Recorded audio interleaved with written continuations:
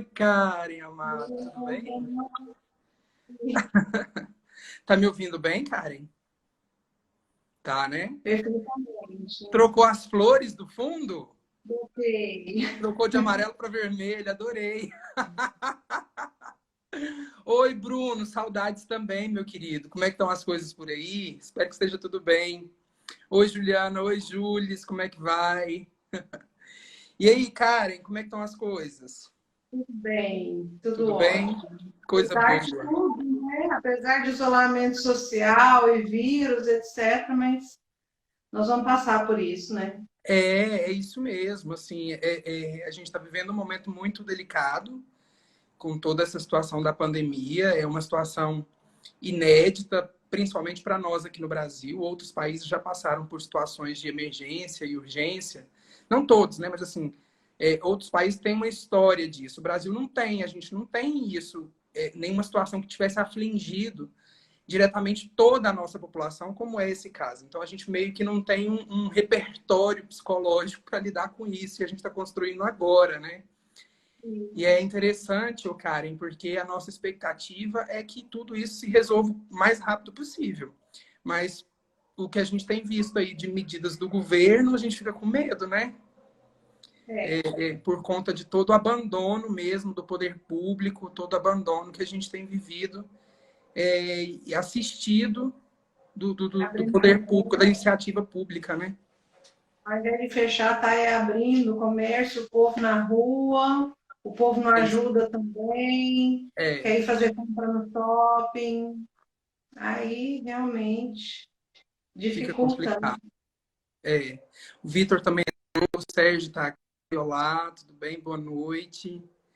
Bom, Karen, mais uma vez eu quero te agradecer pela disponibilidade de estar aqui, né, participando comigo desse papo, que é uma iniciativa que eu já estou cumprindo há mais ou menos um mês, que na verdade surgiu por conta dessa pandemia mesmo, o meu interesse em fazer essas lives, para levar o conhecimento científico, para levar o conhecimento da psicologia, o conhecimento da psicanálise para a nossa população, para a população que é leiga, para a população que tem tido acesso a muitas informações que não são verdadeiras, muitas fake news que a gente tem, enfim, sido afligido mesmo nos últimos tempos.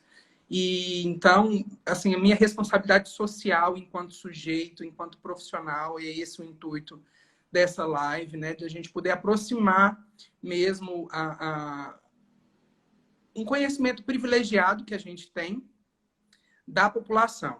Né? Então, o intuito não é academicista, nunca foi esse o meu intuito, é de conversar mesmo com as pessoas de uma forma tentando ser o mais simples possível para as pessoas terem mesmo acesso, né, a informação mais concretas e reais sobre as coisas que têm acontecido na nossa sociedade. E hoje, o dia 4 de junho, marca o Dia Internacional contra a Violência, né, e contra os abusos contra as crianças e adolescentes também, que foi estabelecido pela ONU em 1982, para exatamente uma data para poder se falar sobre as violências contra as crianças e bem depois, né, do mês passado que a gente teve ali uma semana inteira exaustiva, principalmente aqui no nosso conselho, discutindo sobre a violência e abuso sexual contra as crianças, exploração sexual contra as crianças. A gente precisa mesmo falar sistematicamente sobre essa situação que as nossas crianças e os nossos adolescentes vivem. E falando em termos até mesmo históricos, é uma situação que não é de agora, é uma situação assim que acompanha a história da humanidade desde sempre. Né? Desde sempre as crianças são abusadas, desde sempre as crianças são exploradas, desde sempre as crianças são vítimas de violência. E a gente, enquanto sociedade, hoje tem um aparato científico e de conhecimento também humanitário que nos cobra e que pede para que a gente tenha uma postura diferente diante de todo esse cenário que até muito pouco tempo era normal, né, cara? E antes de existir uma lei, Desculpa, cortou, eu não te ouvi. Até 1990, Estatuto da Criança e do Adolescente, bater, estuprar, abusar sexualmente, negligenciar, oprimir, era normal. Exato, não tinha nada que protegesse, não tinha nenhum dispositivo legal, efetivo, que protegesse a dignidade da criança e do adolescente, né? Então, assim, é uma história muito curta, se você for parar para pensar, 1990 tem quantos anos? 30 Tá? anos. Tá aqui, né? Eu sou mais velho do que essa lei. Eu pego a minha idade como exemplo, porque é a partir é o meu referencial, né? Mas, assim... E aí é muito doido você parar para pensar em quanto a nossa sociedade ainda precisa amadurecer sobre os cuidados com as crianças e com os adolescentes. E aí, para dar continuidade, Karen, eu queria apresentar você para as pessoas, né? Dizer por que você está aqui hoje, por que nós pensamos nisso, tem uma razão. E aí, gente, é o seguinte, a Karen é uma pessoa muito importante. Quem me dera. Né, Karen? A Karen, gente, ela é formada em psicologia. Você formou em 2000, né, Karen? Nos anos 2000, 2001. 2001. E aí, nesse percurso entre 2000 e 2008, que é quando você fez seu mestrado em psicologia social, certo? Certo. Você fez uma especialização em psicologia jurídica e uma especialização em terapia de família e casais. Isso. É isso, né? Eu ia ler o seu currículo aqui, mas fechou o aplicativo, mas eu lembro a sua formação. E aí depois, em 2008, você fez mestrado e depois em 2012, 10, eu fui para o doutorado. 2010 você foi para o doutorado. E aí você também publicou que você fez doutorado em sociologia, não é isso? Isso. E aí depois você publicou 2 livros, que é o resultado dos seus estudos nesses tempos todos. Sim. Certo. Então conta pra gente um pouquinho desse seu histórico, Karen, pra gente poder te conhecer melhor. Então, eu sou psicóloga por formação, né? E desde que eu me entendo por gente, eu atuo com a violência sexual contra crianças e adolescentes, seja na perspectiva do atendimento clínico, do atendimento psicológico e até em comunitário, mas também no atendimento, também na pesquisa.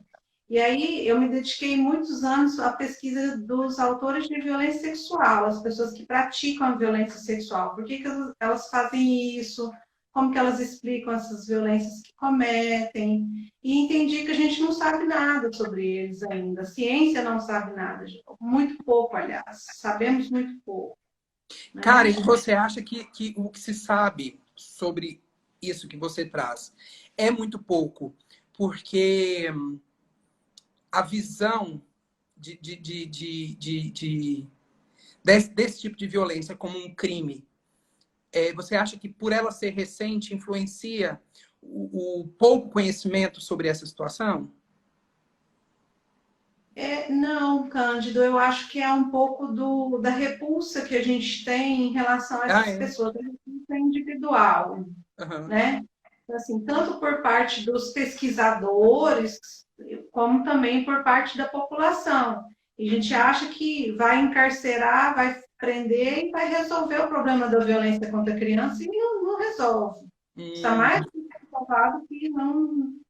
Porque esse indivíduo, uma hora ele vai sair da prisão, ele vai entrar, mas ele vai sair. E se você não fizer um trabalho mais específico com essa pessoa, de atendimento também psicológico, para que ela possa se entender, para que ela possa refletir sobre os motivos que a levam a cometer esse tipo de violência, você não vai interromper o ciclo de violência.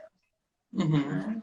Entendi. Então tem uma sociedade que não quer ver e que não está preparada para ver, né, Karen? E profissionais também, não só a sociedade, mas também.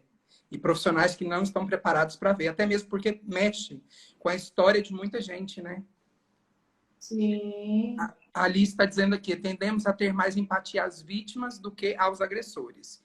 E acabamos não pensando em estratégias de tratamento aos autores de violência. Ela disse maravilhosa, Karen. E aí tem chegado, mas chegou mais gente aqui também. Que bacana, gente. Então, Karen, para a gente poder, então, iniciar, dar continuidade na nossa discussão. Oi, Rodrigo, como é que vai? Eu queria ler um poema. Posso? Lógico. Então tá. Ele se chama Meus 8 Anos, do Cassimiro de Abreu. E ele fala assim: ó, que saudade eu tenho da aurora da minha vida, da minha infância querida, que os anos me trazem, que os anos não trazem mais. Que amor, que sonhos, que flores, naquelas tardes fagueiras, à sombra das bananeiras, debaixo das laranjeiras. Como são belos dias de despontar a existência, respirar a alma inocência, com perfume a flor. O mar é lago sereno, o céu um manto azulado, o mundo um sonho dourado, a vida um hino de amor. E eu trouxe esse pedaço desse poema, Karen, porque ele, de alguma maneira, representa o que a gente entende hoje de infância. Dessa pureza, dessa ingenuidade, dessa época da vida que é considerada como a aurora. A gente fala, nossa, a criança ela é feliz só por viver na infância e não ter as obrigações da vida adulta, né? E a gente traz isso no nosso entendimento mesmo, na construção social que a gente tem do que é ser criança na nossa sociedade. De forma geral, se você chegar e perguntar para qualquer pessoa o que é ser criança para você, geralmente sempre vão vir coisas boas, despertar da vida, é a fase do desenvolvimento, é a fase de crescer, é a fase da pureza, é a fase da alegria. É sempre muito traçado com esses significados, né? E eu vejo que isso talvez seja algo que camufle um pouco e dificulte a percepção sobre a violência contra as crianças, sobre as situações de abuso contra as crianças. Porque parece que para a nossa sociedade hoje é inconcebível que uma criança sofra. Como se não fosse possível, dentro daquele período de vida, o sofrimento do sujeito. E aí, quando a gente vai buscar na história, né, Karen, a gente percebe que a criança, ela vive sempre dentro de um contexto de família, um contexto familiar. E esse contexto familiar, ele é sempre descontinuado. Não existe um contexto familiar que ele é regular, que ele se apresentou em todas as épocas da humanidade. A gente passou por diversas transformações e as transformações sociais. Mudou o conceito de família e, no decorrer do tempo, também mudou o conceito de infância.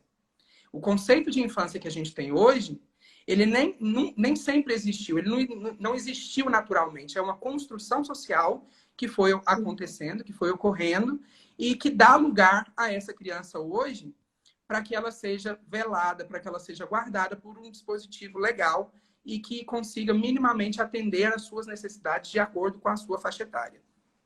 E aí, falando um pouco sobre isso, não dá para falar sobre criança sem falar sobre família, porque está intrínseco uma coisa na outra. E tem um historiador, não sei se você conhece, da Califórnia, que ele chama Mark Poster. Ele é um teórico crítico e ele tem um estudo que chama Teoria Crítica da Família. E nesse estudo da Teoria Crítica da Família, ele consegue elencar quatro épocas da família para poder categorizar essas famílias. Ele categoriza, então, ela em 4 etapas. E a partir dessas 4 etapas, ele faz um traçado do desenvolvimento dessa família. Então, ele concebe a família aristocrática, a camponesa, a família proletariada ou trabalhadora e a família burguesa. Sendo que a família aristocrática e a camponesa, elas coexistiram entre os séculos XVI e século XVII. E a proletariada ou família trabalhadora, elas coexistiram, e a família, ou família trabalhadora e a família burguesa, elas coexistiram entre os séculos XVIII e XIX. O que era a família aristocrática? A família aristocrática era aquela família que vivia ali dentro de um castelo e aquele rei, ele era responsável por suprir toda a necessidade daquele povo. Não só da família, mas daquele povo. Não tinha uma ideia de unicidade como a gente tem hoje dessa família nuclear. Todo mundo convivia junto, não tinha uma privacidade entre as famílias, não tinha, inclusive, privacidade sexual entre as pessoas. As crianças, elas muitas vezes participavam dessas práticas com os adultos. também não se tinha, nessa época, um cuidado com a criança como a gente tem hoje, no conceito de infância. Então, o sujeito, ele não era educado por excelência, não tinha uma preocupação em educar o sujeito por excelência. A preocupação que se tinha era que, enquanto aquele sujeito fosse dependente, a gente poderia considerar ele enquanto criança. A partir do momento que ele não era mais dependente, e aí eu digo dependente não financeiramente, porque era dependente para viver. Enquanto ele fosse dependente para viver, ele deveria ser considerado como criança. Depois disso, ele já era um adulto. Então, ele era inserido dentro daquele contexto. E aí, as famílias, naquela época, as uniões que aconteciam entre homens e mulheres, elas eram uniões que existiam para poder preservar os patrimônios daquela família. Então, quando eu falo de patrimônio, eu não estou falando só de dinheiro. Estou falando da história, da moral, dos costumes da família. Tudo isso estava dentro do que aquele povo considerava de valoroso e considerava como patrimônio. Na família camponesa, a diferença principal é que elas não estavam ali regidas por um monarca. Elas se organizavam em torno de uma aldeia, né? Então, tinha os camponeses que viviam da própria produção, e dentro dessas famílias também as crianças, elas não tinham essa privacidade que existe hoje, não existia esse conceito de criança que a gente vive hoje, e essas crianças também não tinham os cuidados que se tem hoje. Elas apenas se desenvolviam até um período de vida em que elas dependiam do adulto, e aí nesse período elas tinham cuidado, depois elas, cada um por si. E as famílias também eram formadas por essas uniões que tinham interesse de uma preservação do patrimônio da família. Quando a gente vai pensar lá na família trabalhadora ou na família de classe operária, ela é oriunda da família camponesa. O que aconteceu? Com o processo de industrialização, as famílias elas começaram a deixar as zonas rurais e começaram a migrar para os grandes centros. Lá nos grandes centros, elas não tinham muito com o que trabalhar, porque o que elas sabiam fazer era a produção, era o trabalho de agrário. E ali elas precisaram se adaptar às necessidades, então elas foram trabalhar nas fábricas. E essas famílias, elas viviam em comunidades. Ainda que existiam a divisão de famílias ali, de pai, mãe e filhos, por exemplo, mas eles sempre estavam com outras pessoas, eles nunca estavam sozinhos. E essas pessoas todas, inclusive as crianças, tinham que sair para trabalhar. E trabalhavam cerca de 12, 14, 16 horas por dia, sem direito a almoço, sem direito a comida. Muitas crianças, elas eram usadas dentro das fábricas, por serem pequenas, para manutenção de algumas máquinas. E aí, os relatos históricos dizem que quando essas máquinas voltavam a funcionar, porque a criança ia lá e desemperrava a máquina, muitas vezes, muitas crianças, elas eram mutiladas, elas morriam, porque elas estavam ali direto em contato com aquela máquina. Então, a família trabalhadora, ela passa por 3 fases, né? Que é a vida comunitária e o apoio mútuo, que é esse primeiro momento dessa família trabalhadora, quando ela se muda para o grande centro industrial, e aí ela precisa conviver com outras famílias e todo mundo precisa trabalhar, todo mundo precisa produzir para poder se sustentar dentro daquele molde que já não é mais o que existia na época da família camponesa. Então, agora o capitalismo começa a emergir, então as famílias precisam produzir para poder comer isso e ter condições de vida. E aí, um segundo momento é marcado pela profissionalização e as diferenças dos papéis sexuais. A mulher passa a ficar em casa, cuidando dos filhos e responsáveis pela manutenção desse lar, limpeza, e aí surge a dona de casa, né? E os homens, eles começam a se especializar dentro das atribuições exigidas nas fábricas. E aí o terceiro momento dessa família trabalhadora, ele se intercambia muito com a família burguesa. A família trabalhadora começa a atribuir características que é da família burguesa. Então, ela muda para o subúrbio, começa a ter uma vida mais privada, o modelo de autoridade se foca na figura masculina, e essa família começa a se fechar. E a união dessa família, ela começa também a mudar em relação aos outros períodos da aristocracia e da família camponesa. Porque aqui as famílias não se unem mais por um interesse de preservação dos bens, do patrimônio, mas o interesse nesse momento é o, o interesse mútuo no outro, que é uma característica também da família burguesa, que é a que eu vou falar agora. A família burguesa, então, ela começa a surgir a partir do século XVIII, e aí ela se estabelece até meados de 1960, então, do século XX, e a família burguesa ela é baseada basicamente pelo amor romântico, né, a união das pessoas por interesse de afetuoso. Então, é esse amor romântico que a gente tem marcado muito hoje na nossa sociedade. E a privacidade da família, a privacidade e a responsabilidade com o cuidado dos filhos. Então, um modelo escolar que foi se construindo também ao longo dos anos começou a exigir da família uma educação que não era só para a sobrevivência, mas era uma educação para a excelência. Esse filho, ele precisava ser bem-sucedido, esse filho precisava ter um lugar social de status na sociedade. Então, a família começou a cobrar isso da criança. E aí começa a também surgir um contexto e um conceito e um sentimento de infância que é um pouco parecido com o que a gente tem hoje, né? De alguma forma, graças a essa maneira de ver a criança, a gente pôde construir até hoje mecanismos que começassem a perceber que a infância é uma fase de vida diferente da vida adulta, que cobra de nós, da sociedade, uma forma diferente de ver a criança. E aí, a partir dos anos de 1960, se impõe, então, uma família que a gente chama hoje de contemporânea, que é um pouco mais parecida com o que a gente tem, que não é somente aquela família nuclear de pai, mães e filhos. É essa família que é formada por irmãos que moram juntos, por um casal homossexual, duas mulheres que convivem juntas, dois homens que convivem juntos. E aí a gente vai falar de famílias de poliamor e outros milhares de exemplos de família que a gente poderia citar, né, cara? E entendendo que, ainda que esse autor ele traz esses modelos de família, em cada época dessas sociedades sempre existiram vários modelos de família, mas existia ali sempre um referencial do que era para aquela sociedade o entendimento de família. E aí, com esse novo conceito que vai surgindo de família, esse sentimento de que eu preciso me aproximar do outro pelo afeto, porque é isso que une os casais, as crianças começam a ser preservadas dentro dessa relação. E aí começa a surgir esse sentimento da infância como algo que precisa, como se fosse o rebento do casal, né? O fruto daquela união. Então começa a ter uma visão mais romantizada do que é ser criança. E aí as estatísticas só que a violência, ela sempre existiu e ela continua existindo até hoje.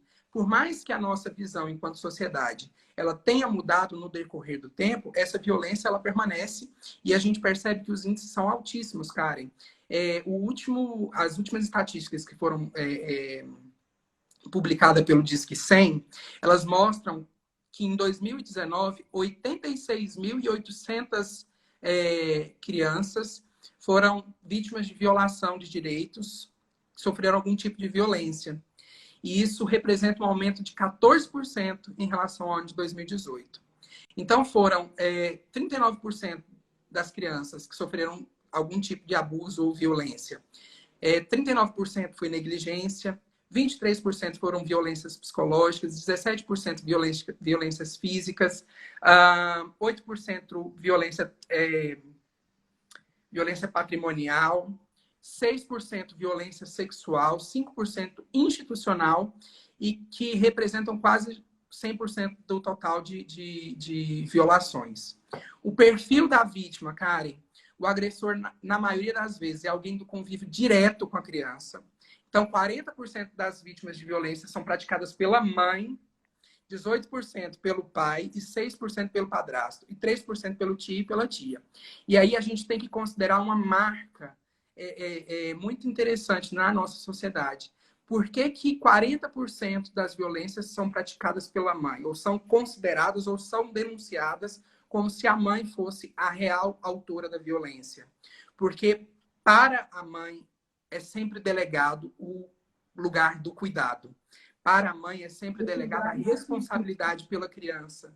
Então, ela é sempre colocada nessa posição daquela que deveria ter cuidado e não cuidou. E aí, isso é um índice que nos chama muita atenção, né? Que ela fica nesse lugar de 40% em relação às outras pessoas, o índice dela é muito maior. Ela chega a ser o dobro em relação ao pai, que é 18%.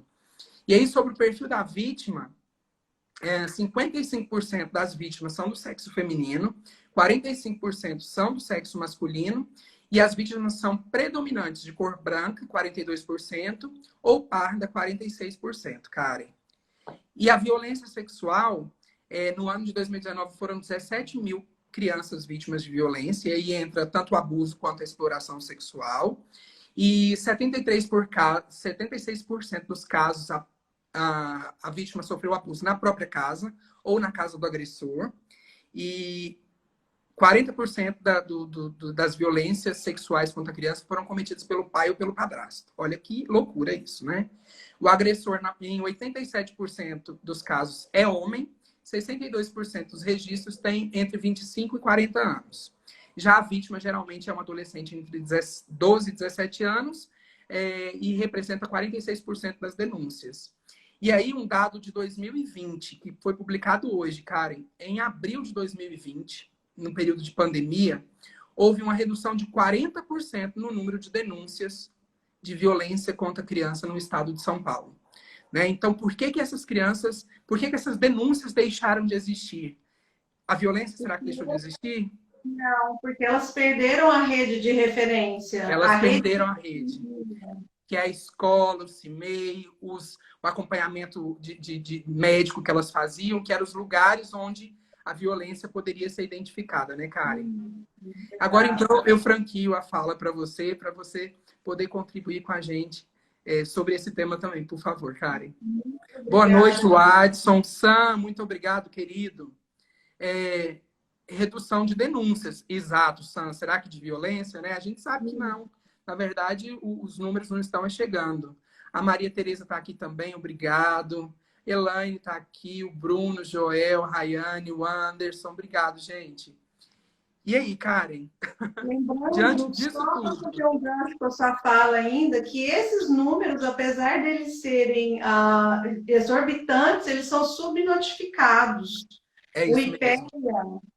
O IPEA, que é o Instituto de Pesquisa Econômica e Aplicada, ele estima que a subnotificação, que a notificação, aliás, é de 10% perante o total de casos. Então, nós estamos falando de uma parcela de 10%. Coloca mais 90% aí nesses números. Né? E isso é porque muitas vezes a violência não é vista como violência, né, Karen? E ela deixa de ser denunciada, ou então ela não tem como ser denunciada, né? Muitas vezes a vítima é coagida a não denunciar, né? Tem medo do que vai acontecer com a família, tem uma série de fatores que impedem a denúncia. O agressor muitas vezes fala, se você falar alguma coisa, eu vou preso, quem vai sustentar a nossa família, você vai desestruturar a família, porque isso tudo faz parte desse jogo familiar perverso que vai fazendo a manutenção da violência dentro da família, né? Uhum. Eu vou começar minha fala, Cândida, exatamente com a família, que é um pouco do que você já trouxe, você vem trazendo a história, e eu vou trazer um pouco da reflexão, assim, do que é família, né? A família é um relacionamento que é um lugar mais íntimo do cheiro, do toque, da relação próxima, do corpo, do gosto, do abraço, é essa intimidade e de quase que uma extensão de si mesmo, né, a partir do outro. E a casa também é o lugar, deveria ser o lugar mais sagrado que nós temos. Deveria ser o nosso santuário, deveria ser o nosso lugar onde a gente chega e fala, aqui eu estou protegido, aqui eu posso relaxar. Só que para essas crianças, Cândido, a gente vê que isso não acontece. Para muitas crianças, esse lugar do toque, do cheiro e do estar protegido, esse lugar não é o lugar para elas. E aí a família oferece valores, modelos de como que a gente vai se relacionar com o mundo, de como que a gente vai se relacionar com a vida, como que a gente vai se relacionar com os afetos. É o pai e a mãe que oferecem para a gente os modelos de como que a gente lida com a raiva, com o medo, com a tensão, com a ansiedade. São todas as emoções. E de todas essas emoções, eu vou destacar aqui a alegria e o amor. O amor é a emoção mais importante que a gente pode ter na vida, de que a gente pode ter com outra pessoa. E quando o amor ele é exteriorizado, ele vai para o outro, isso é lindo demais. Isso é maravilhoso, é a coisa mais linda do mundo. Então, a família tem essa posição essencial para as crianças. Cândido, você está aí ainda? Tá meio que borrando sua imagem? Você está Tô aí, aqui. né? Tá tudo certo? Ah, Tudo ok. certo. Tá, tô aqui. Quando a gente então, voltando aqui para a história da família, né? A família ela tem essa capacidade de ensinar a criança a colocar os seus sentimentos em palavras, nomear sentimentos, isso é importantíssimo. Filho, você está sentindo raiva, por isso que você está com vontade de chorar. Filho, isso é tristeza. Filho, isso é ansiedade, né? E a violência, ela vem como impeditivo desse processo de crescimento e desenvolvimento físico e emocional saudável. Ela barra esse processo. Porque a violência silencia. A violência, ela é tóxica. Ela é tóxica para qualquer ser humano. Ela torna essa relação tóxica. E a criança ela não sabe como que ela sai disso, porque quem está praticando a violência, como você mesmo colocou aqui agora, são as mães, os pais, os padrastos, os irmãos, são as São as pessoas que ela pessoas que mais ela estima. confia. Exatamente, são as pessoas que deveriam trazer para ela essa possibilidade de nomear o sentimento, de nomear a emoção, e com a violência interrompe esse processo de nomeação, para com esse processo, né? Faz com que a criança regrida no desenvolvimento emocional, no desenvolvimento de identificação dos seus próprios sentimentos, das suas próprias vivências. Então, como ela não sabe como sair disso, porque é o paizinho querido, e essa duplicidade, exatamente essa duplicidade que é a maior questão da história toda, porque eu amo meu pai e o meu pai me bate, me espanca todo dia. Eu amo meu pai me abusa todo dia. Então, é o que a gente chama na psicologia de comunicação paradoxal. Amo, mas eu te violento. E aí isso fica muito confuso na cabeça das vítimas. Então, as vítimas se silenciam, têm o segredo, vergonha, culpa, raiva, mágoa, choque, negação, ele pode ter consequências como depressão, ansiedade, medo, abandono, impotência, suicídio. A hora que você vai trabalhar com potenciais suicidas, quando você volta na infância dessas pessoas, você vai ver que existiram várias situações de violência nessa vida, nessa história de vida. E aí, inúmeros problemas, abandono de escola, problemas de aprendizagem, baixa autoestima, consumo de drogas na vida adulta também, quando você vai ver pessoas que fazem uso compulsivo de álcool e outras drogas, eram essas histórias, né? Transtorno do estresse pós-traumático, que não é só ficar lembrando. O transtorno de estresse pós-traumático é quando a pessoa revive todas aquelas situações que fazem, ela sente o cheiro daquela dela, né? E ela revive aquele trauma, todas aquelas sensações de ansiedade, de medo, de raiva. Então, assim, distúrbios do sono, a gente poderia elencar 1 bilhão de consequências da violência.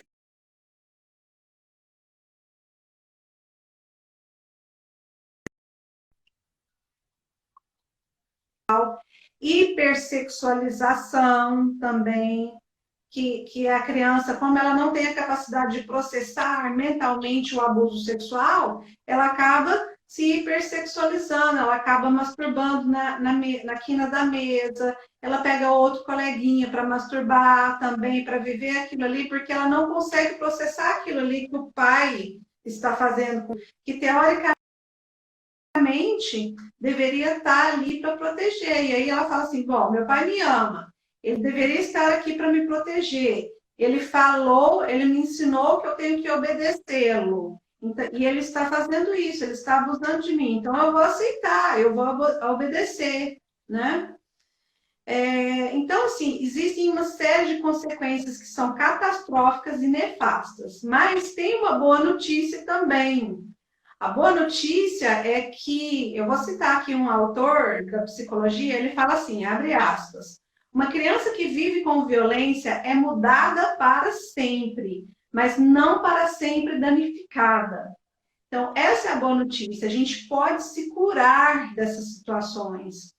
E eu falo assim que a gente não tem como a gente passar ileso dessa vida. Ninguém passa daqui sem sofrer algum tipo de violência. Em algum momento da sua vida você vai sofrer isso. Isso vai acontecer com você, seja na infância, na fase adulta, na adolescência. É muito difícil uma pessoa que não faz esse relato de que em algum momento da vida sofreu algum tipo de violência. Então, a gente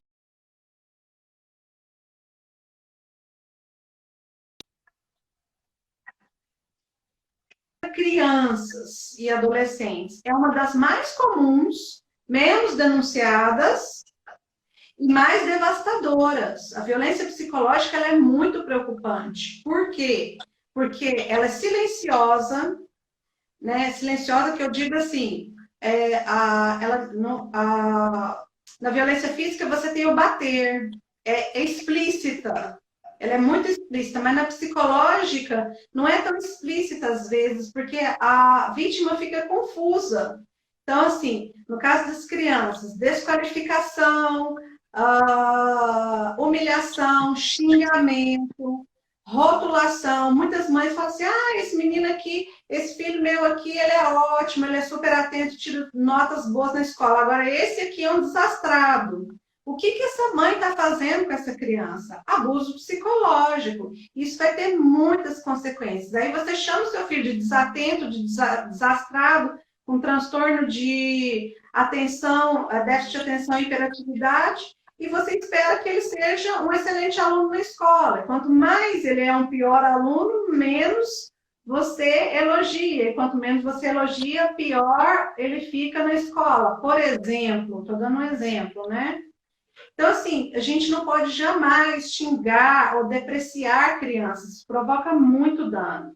Muitas vezes a gente obriga as crianças a fazerem o que elas não querem, em nome da nossa lógica de adulto. Mas outro exemplo que eu estou lembrando aqui, mães que falam, vamos embora, filha. Aí o filho não quer ir embora. Aí a mãe fala assim, tchau, mamãe está indo embora. Gente, isso é desesperador para uma criança. Como assim? Eu estou aqui brincando, estou aqui na pracinha brincando e minha mãe vai embora, vai me largar aqui. Você cria na cabeça de uma criança uma insegurança, né, de que isso pode acontecer. Então, assim, mães, não façam isso com seus filhos, jamais. Olhem para os seus filhos e não abandonarei, jamais. Você te ama, não farei isso nunca com você. Ameaças também são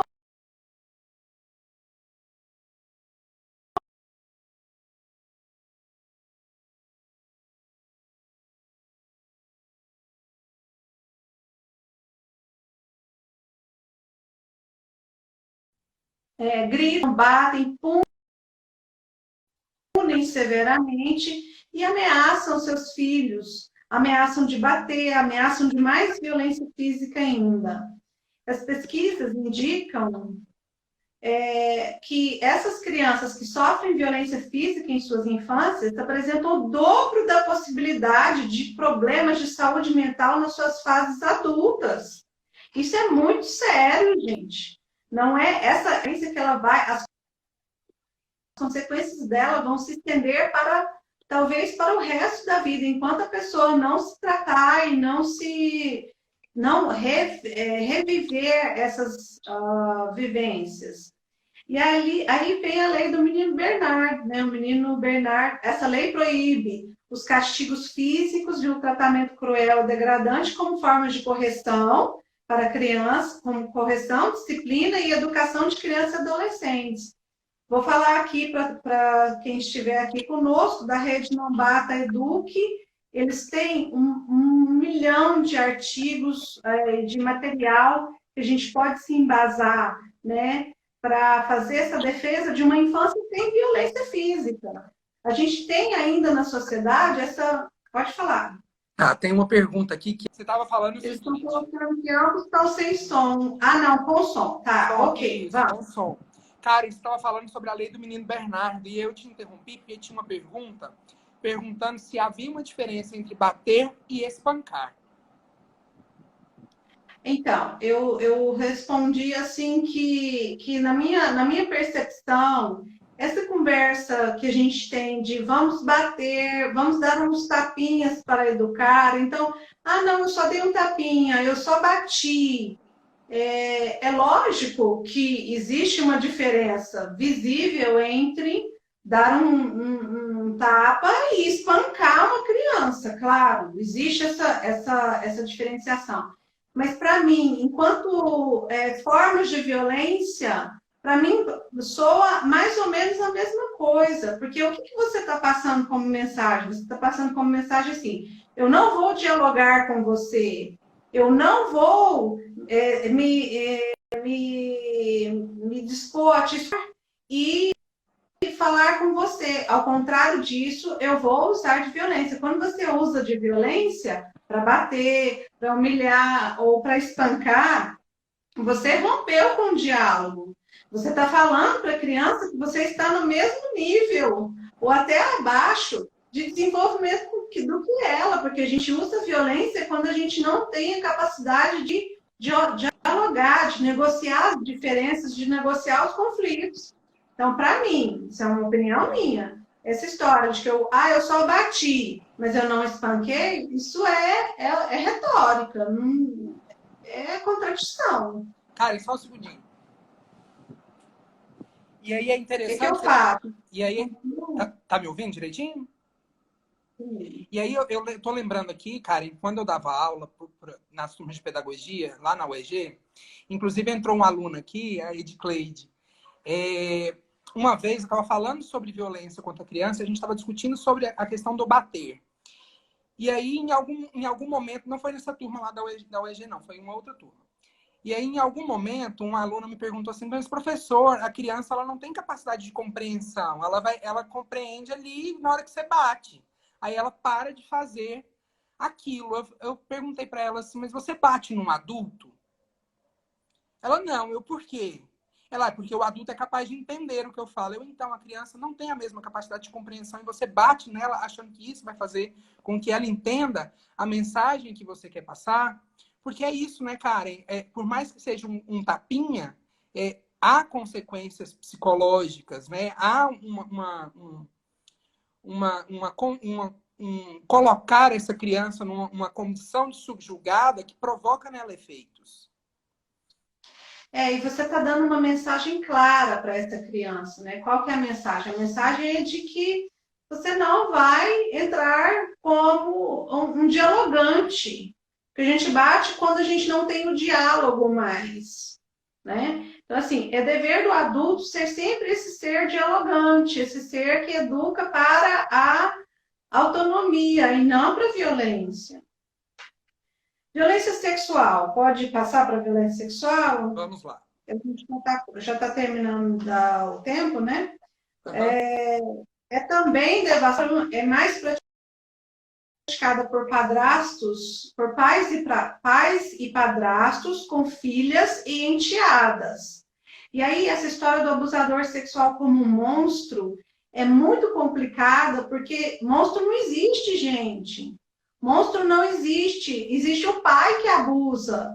É o pai que é cheiroso, que a criança ama também, mas detesta que ele abuse, mas ela ama o pai também, né? Então, quando a gente traz essa história de monstro, a gente desprotege as crianças, porque ela não sabe identificar. O abuso sexual de crianças, ele vai desde expor material pornográfico até a penetração, gente.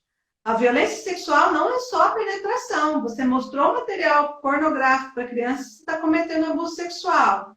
Não é também só pela força física, pegar e estuprar, mas também é uma parte de um ritual de sedução e envolvimento que acontece dentro da própria casa. A criança Aí, o que que acontece? A criança que não teve uma educação sexual, quando o pai vem com uma investida de abuso sexual, a criança não sabe nem o que é, nem como se defender. Então, ela acaba o quê? Aceitando aquilo. Por quê? Porque ela ouviu a vida inteira que o pai, ela tinha que obedecer ao pai.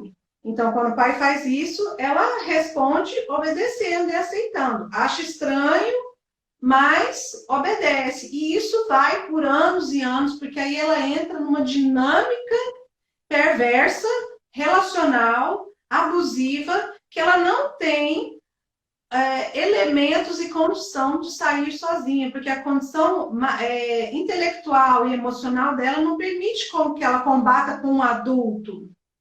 Né? Ela demora a entender que aquilo ali é um abuso, isso é outra coisa, isso acontece com mulheres adultas em relações com seus maridos e com seus namorados, que são relações abusivas, elas demoram a perceber que elas estão sendo vítimas de abuso psicológico, sexual e etc. Então, se isso acontece com mulheres adultas, que dirá com crianças, né? Como prevenir e conversar com crianças sobre essas violências? Tem um autor que chama Tilman Furniss. Ele fala que a gente tem que dar permissão para a criança falar. O que é isso? Conversar com as crianças sobre isso. A criança tem que entender que existem adultos que fazem isso, existem adultos que não fazem isso. Abrir o assunto, olho no olho, estar junto, sentar, ser franco. A criança tem que ouvir sempre que se alguma coisa assusta ela ou algum adulto a assusta, aquela mãe que está conversando que é não abusiva está ali para aquela criança. E a mãe tem que sempre pautar isso e dizer, fala comigo, eu vou te proteger, eu vou acreditar em você, não guarde segredos. Enfim. Outra coisa que é importante a gente ensinar para as crianças é que o corpo dela é dela. Ninguém tem o direito de mexer no corpo dela, ninguém tem o direito de avançar e bater nela, porque o corpo dela é o santuário dela. Os adultos têm que respeitar o corpo e o desejo dessas crianças. Mães não abusivas precisam criar códigos para comunicações em situações desconfortáveis. A criança tem que sinalizar que ela está desconfortável e a mãe tem que entender que ela está desconfortável para proteger. Então, ensinar a criança a identificar adultos de confiança a quem revelar a violência no caso dessa violência ocorrer. Então, normalmente esses adultos de confiança são adultos que não fazem isso com essas crianças. Né? Então, assim, fazer educação anti-violência com crianças é o melhor que um pai e uma mãe podem fazer pelos seus filhos, na minha opinião. Então, para mim, pais, ensinem as suas crianças com cuidado, com delicadeza, com linguagem adequada para cada estágio de desenvolvimento físico, intelectual, emocional, que as violências existem, como se defender, que seus corpos e suas vontades devem ser respeitadas pelos adultos, que elas têm direitos garantidos pela legislação brasileira e que, portanto, têm o direito de falar não e sair de uma situação de violência, que alguns adultos cometem violência e outros não, porque senão ela vai achar que o mundo é todo perverso, né? Que isso é um crime que pode e deve ser denunciado, que existe uma rede de adultos que vão protegê-la, caso isso aconteça, que elas podem contar e confiar para um adulto que não faça assim como ela, não faça isso com elas. Dessa maneira, você as coloca como protagonistas do seu próprio processo de autodefesa e autocuidado. Eu vejo muitas mães perguntando assim, mas como que eu vou proteger meu filho? Eu falo, ensina. Porque é ele que vai se proteger. Não é você. Você não vai estar com o seu filho em todas as situações da vida dele. Ele tem que ter a ciência daquilo, né? O que mais? Não sei como é que a gente está de tempo, mas eu estou já chegando no final. Precisamos educar para... Pode continuar. Tá tudo bem. Né? Educar para a paz, educar para o diálogo, para a autonomia, autoestima, tolerância, confiança, negociação de conflitos, empatia e relação de confiança com o outro. Elogiar, premiar, muito mais do que advertir e punir. Respeitar a vontade, refletir com a criança sobre os seus erros, nomear sentimentos, gente. Eu já falei isso aqui umas 3 vezes só aqui nessa live.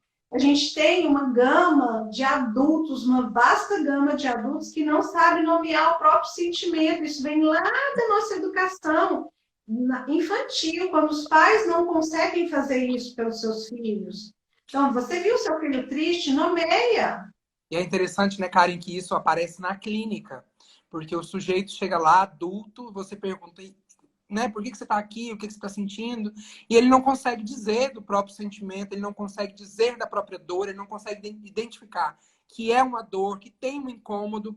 Ele só sabe que tem alguma coisa acontecendo e que ele não sabe nem dizer que é um incômodo, literalmente, né? Porque não foi nomeado esses sentimentos e muitas vezes ele não é autorizado a falar sobre eles.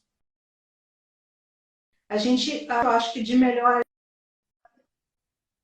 a gente pode fazer pelos nossos filhos é conversar sobre a violência e não bater. Não ser violento, não bater, não estuprar, nada. Não provocar violência. E ensinar os filhos a nomear sentimentos. Gente, isso é muito importante. A gente está vivendo uma explosão de adultos que não sabem o que estão sentindo, só sentem ansiedade. Você pergunta para o sujeito, você é ansioso? Nossa, demais. Mas tá, o que você sente? Ah, não sei. Não sei. Que hora que você está com raiva? Não sei. Então, isso é muito importante, a gente ajudar os filhos a nomear sentimentos. A autoconsciência também do meu papel e do meu papel de pai. Isso é muito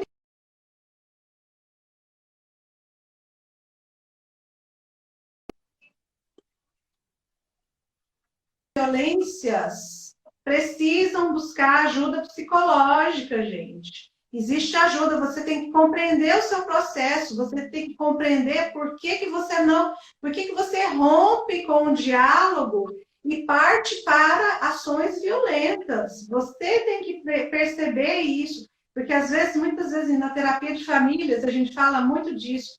Existe uma transgeracionalidade da violência. A mãe o pai abusou da menina, a mãe foi abusada, a avó foi abusada, a bisavó foi abusada, a tataravó foi abusada, e a gente vai indo até romper com isso. Então, assim, pensar nessas perguntas, né? Quem sou eu? Quem é meu filho? Que modelo de família que eu quero ter? Será que eu respeito a mim e ao outro? Quando eu estou violentando meu filho, eu estou desrespeitando quem? Eu estou desrespeitando a mim também. Porque eu estou saindo desse papel de pacificação e de paz para entrar no papel de ser uma violentadora. Então, assim, como fazer autonomia, como criar autoestima, como elogiar tolerância, confiança, afeto, negociação de conflito, como fazer isso com violência? Com a presença da violência. Não tem jeito, são 2 conceitos que não se encaixam. Eles até se encaixam, eles até convivem, mas dentro daquela história que eu falei que é da comunicação paradoxal. Te amo e te violento. E isso provoca um dano muito gigante na cabeça das crianças. Essa violência e essa comunicação paradoxal provoca profundos danos à saúde mental e ao crescimento físico, emocional saudável. E a prevenção de violência, gente, começa nas famílias. É nas famílias que não adianta a gente ficar colocando isso na conta da escola, ou das instituições, ou da saúde, ou da assistência social. Não é. É a família que tem que fazer. A família é esse lugar. E quanto aos psicólogos que estão aqui, eu estou vendo um monte de psicólogo aqui, muitos conhecidos, inclusive, dando tchauzinho, gente. Muito obrigada pela presença de vocês aqui hoje. Eu recomendo a leitura da nota técnica 001 de 2019, do Conselho Regional de Psicologia, Quem considera que o psicólogo, nos casos onde ele atua com violência, o psicólogo é um agente de proteção. Gente, vou repetir, o psicólogo é um agente de proteção desse adolescente.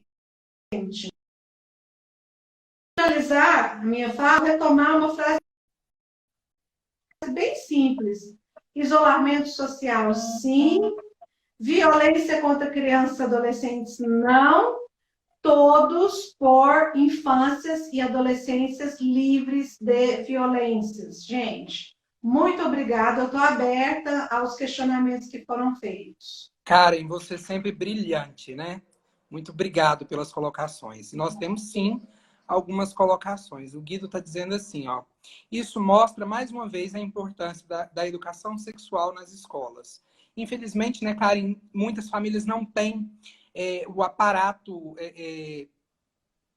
psicológico mesmo, a estrutura psíquica para lidar com a educação sexual. E aí o Estado e as políticas públicas, eles precisam, de alguma maneira, suprir essa carência. Você acha que isso é possível, Karen? Eu acho que isso é possível, mas eu volto a falar. A responsabilidade é das famílias. Uhum. A responsabilidade da educação sexual é da família. Vamos voltar no começo da minha fala. Família é toque, é cheiro, é contato, é abraço, é pele na pele. Como é que eu vou delegar esse assunto, que é um assunto de tanta intimidade, para o meu filho, para o professor? Né? É o que a família tem feito, né? Delegado para a escola as responsabilidades que são da família, que são da intimidade, que são do afeto, que é um afeto do lar, né, Karen? Teve outras pessoas que entraram aqui também.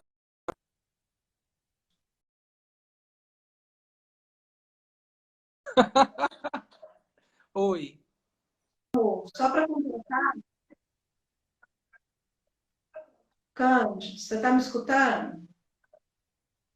Te ouço. Hoje a gente tem muito, só para a gente finalizar esse assunto da educação sexual, a gente tem muito material na internet, muitos videozinhos, tem uns videozinhos com os dedinhos, aqui não, aqui sim. Então, assim, o pai e a mãe pode usar esse recurso também, pode assistir o vídeo junto com a criança e ver o que surge.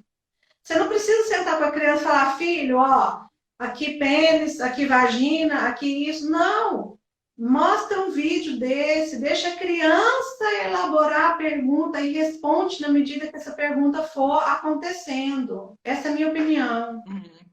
É porque quando você deixa a criança perguntar e você pergunta para a criança o que ela sabe, você não agride ela, né? Porque você está respeitando a maturidade de conhecimento que ela tem sobre esse assunto. Eu acho que isso é o essencial.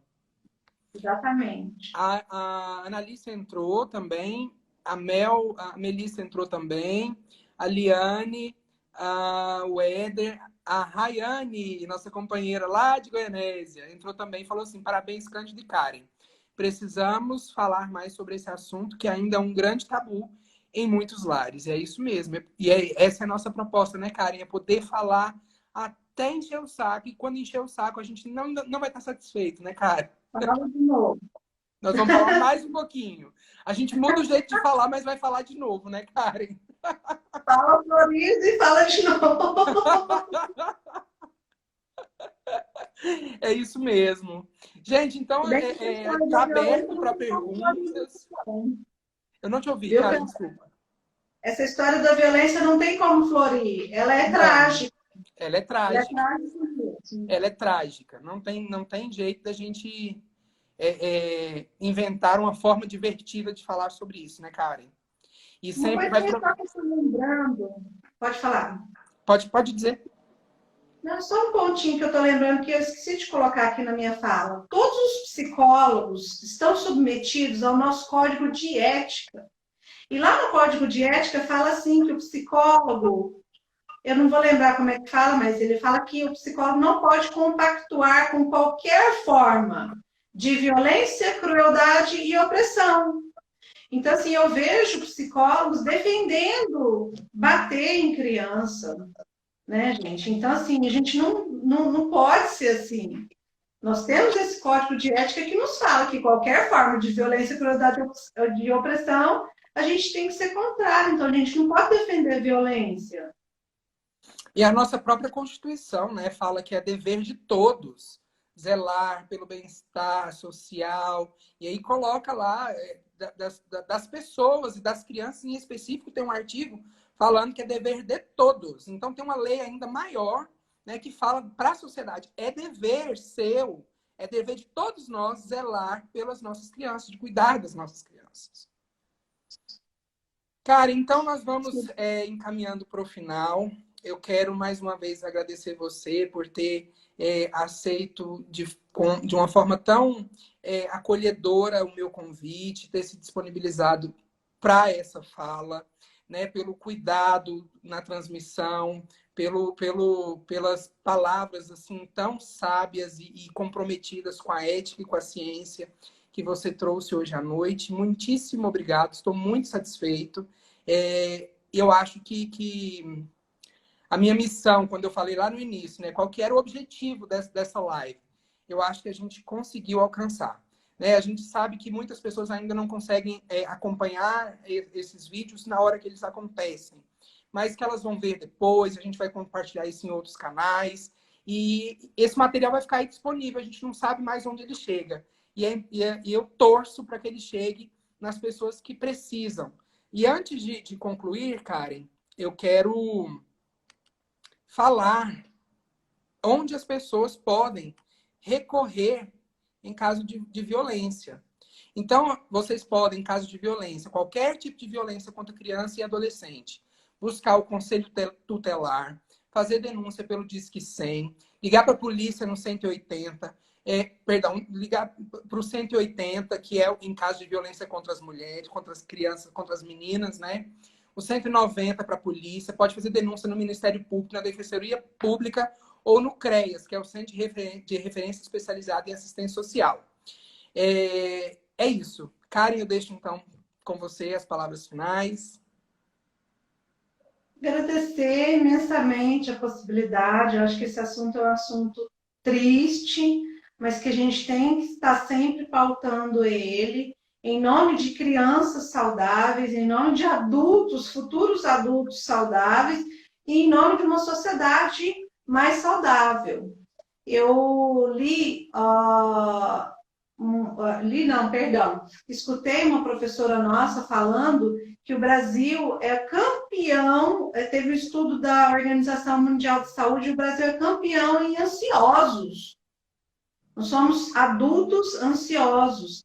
E aí, claro, uma série de motivos, mas quando a gente vai olhar para a nossa história brasileira, da infância e da adolescência, a gente vê que essa história de violência, ela sempre permeou as infâncias. E aí, gente, não dá. Essas sequelas a gente vai carregar. A gente vai carregar para a fase adulta. Então, assim, vamos proteger nossas crianças e adolescentes para a gente colher o fruto hoje delas próprias, para preservá-las e colher o fruto depois. Quem sabe ter uma sociedade em que a psicologia seja mais desnecessária nesse sentido, de ter que curar problemas tão graves. Nós estamos vivendo problemas gravíssimos de saúde mental, ansiedade, depressão, suicídio, uso de drogas, uso e abuso de drogas. Então, assim, quem são essas crianças que estão escondidas atrás desses adultos deprimidos, né? Então, a gente sonha, a gente é idealista, né? A gente sonha com uma sociedade com menos violência, uma sociedade mais dialogante, de respeito à autonomia, de respeito ao ser humano. É disso que a gente está precisando. Amor, paz, fé e respeito. É isso mesmo, Karen. Muitíssimo obrigado, viu? Uma ótima noite para todas e todos que participaram aqui conosco. Agradeço pela participação, pela atenção, pelo carinho de estar aqui conosco hoje, né? Pablo, um abraço. Liane, um abraço. A Liane está dizendo assim, Karen, lutamos por uma sociedade mais alerta em relação a isso. Esse é o nosso objetivo, é despertar, é sacudir as pessoas para que as pessoas estejam mais atentas a essas violências que causam tanto impacto na vida das pessoas. E aí, Karen, eu queria, assim, para encerrar, é porque durante toda a sua fala eu fiquei lembrando de que a palavra família, ela vem do latim, ela deriva do latim. E no latim, a família, ela era famulus. E esse famulus, no radical da palavra, tinha o amus. E esse amo, lá na época histórica, lá na aristocracia, no camponesa, o que era o amus? Era aquele, o amo, né? Que é aquele servo, é o escravo. E o que é a família, de alguma maneira? Esse amor que nos torna escravos dentro da família. Mas aí os escravos não no sentido só daquele que é servo da servidão dolorosa. Né? E aí eu trago para a psicanálise isso. A família, quando você está trazendo, ela apresenta o mundo para a criança, a gente na psicanálise entende que a criança é falada antes mesmo de nascer. E ela é marcada nessa linguagem, nesse simbólico, antes mesmo de nascer. Já tem um mundo da linguagem que ampara essa criança e que diz sobre essa criança. Né? E como a gente tem dito e desejado as nossas crianças, e como a gente tem marcado as nossas crianças através da linguagem durante a vida que elas convivem conosco. A gente carrega para sempre a nossa história em família. E isso nos torna servos dessa família, e isso nos torna escravos dessa história. Mas não significa que, porque a gente carrega essas marcas, a gente tem que ser exatamente o que a gente viveu no passado. Né? A gente carrega essas marcas, aprende com essas marcas e começa a construir um futuro diferente a partir do momento que a gente tem percepção de quais marcas são essas. Muito obrigado, viu? Quanto mais consciência, melhor, né? É isso. Quanto mais consciência, melhor. Edicleide, boa noite. Guido falou que já quer a próxima. A gente vai organizar, né, Karen?